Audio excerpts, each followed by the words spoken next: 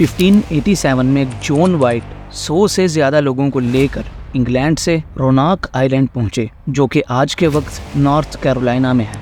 वो यहाँ पर अंग्रेज़ों की पहली कॉलोनी बनाना चाहते थे, जिसे रोनाक कॉलोनी का नाम दिया गया। लेकिन जॉन वाइट को किसी वजह से इंग्लैंड वापस जाना पड़ा। जब वो 3 साल बाद वापस आए तो इन्होंने देखा कि पूरी की पूरी कॉलोनी सुनसान है।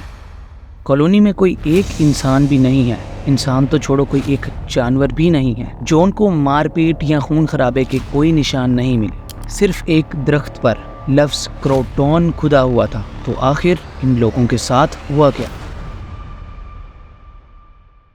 1587 को जॉन वाइट नामी एक शख्स, जो कि एक आर्टिस्ट और मैप मेकर थे, 100 से ज़्यादा लोगों को अपने साथ लेकर इंग्लैंड से रवाना हुए।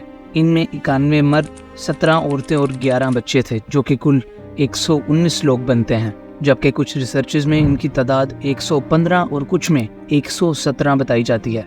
इन लोगों में जॉन वाइट की अपनी बेटी एलेनोर वाइट डेयर और इसका शोहर भी शामिल थे। ये लोग 10 हफ्तों का सफर तय करके रोनाक आइलैंड पहुंचे, जो कि नॉर्थ कैरोलिना के साहिल के करीब है। वैसे आपको बताता चलूं कि नॉर्थ कैरोलिना वही जगह है जहां पर पेप्सी इन्वेंट हुई थी और यहीं पर पेप्सी की सबसे पहली फैक्ट्री भी बनाई गई। ये लोग अमेरिका में अपनी पहली कॉलोनी रोनाक कॉलोनी के नाम से बनाना चाहते थे। जब ये लोग वहां पहुंचे तो ये लोग बहुत खुश थे। यहीं पर जॉन वाइट की पोती वर्जीनिया वाइट भी पैदा हुई, जो कि अमेरिका में पैदा होने वाली पहली बच्ची थी। लेकिन उन लोगों की ये खुशी कुछ ही पल की थी।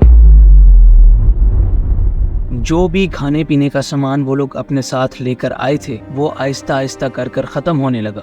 इन लोगों ने सोचा कि क्यों ना यहाँ पर हम खेती बाड़ी कर नए फल, सब्जियां और अनाज उगाते हैं। इन लोगों ने इस जमीन पर खेती करने की बहुत कोशिश की, लेकिन इतनी कोशिश करने के बावजूद वो यहाँ चावल का एक दाना भी ना उगा सके। उसके साथ पहले से मौजूद अमरीकी कबीलों ने भी इन्हें बहुत परेशान किया।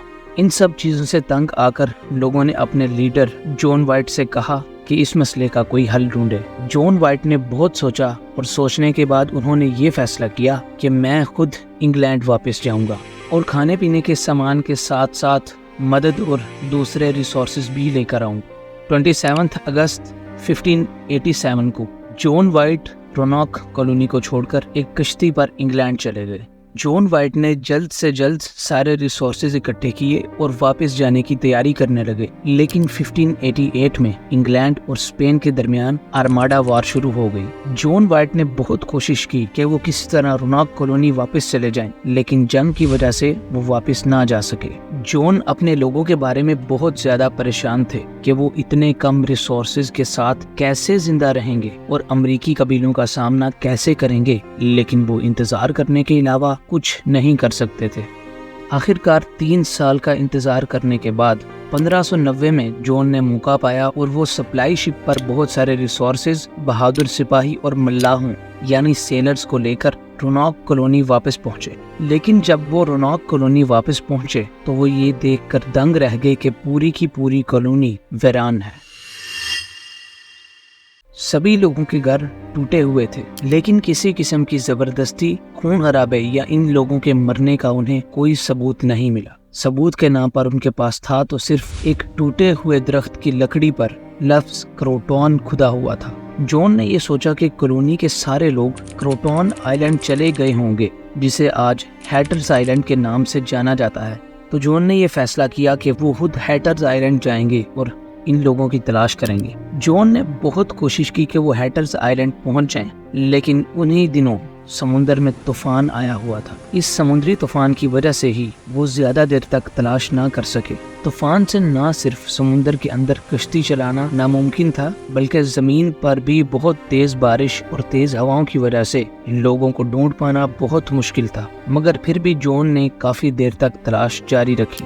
लेकिन जब तूफान की वजह से इनके सिपाहियों और दूसरे साथियों की जान को खतरा हद से बढ़ गया और इनके पास खाना पीना भी खत्म होने लगा, तो ना चाहते हुए भी जॉन वाइट अपने साथियों को लेकर इंग्लैंड वापस चले गए। इसके बाद इन्होंने अपनी पूरी जिंदगी रोनाक कॉलोनी के लोगों की तलाश नहीं की। रोनाक इंसिडेंट से मुतल्लिक बहुत सी थ्योरीज भी मौजूद हैं। कुछ साइंसदान ये कहते हैं कि हो सकता है वो लोग वाकई हैटर्स आइलैंड चले गए हों اور क्रोटॉन कबीले में शामिल हो गए हों, जबकि कुछ का मानना ये है कि इंग्लैंड और स्पेन में चल रही आर्माडा वार की वजह से स्पेनिश आर्मी ने रोनॉक कॉलोनी पर हमला करके पूरी की पूरी कॉलोनी को तबाह कर दिया था। वहीं पर कुछ साइंटिस्ट ये थ्योरी देते हैं कि हो सकता है खाने पीने के सामान की कमी की वजह से या किसी जानलेवा बीमारी की वजह से उन सब लोगों की मौत हो गई हो। और कुछ लोग तो ये तक कहते हैं कि हो सकता है किसी सुपरनेचुरल या पैरानॉर्मल पावर ने, यानी किसी जिन, भूत या एलियंस ने उन्हें गायब कर दिया था। लेकिन जैसा कि मैं पहले ही बता चुका हूँ, ये सब की सब थ्योरीज हैं, इनमें से किसी भी बात का कोई एविडेंस नहीं है। सबसे ज़्यादा हैरानगी की बात तो ये है कि आज इतनी ज़्यादा मॉडर्न टेक्नोलॉजी होने के बावजूद रोनॉक कॉलोनी के इस तरह गायब होने की मिस्ट्री आज तक अनसॉल्व्ड है।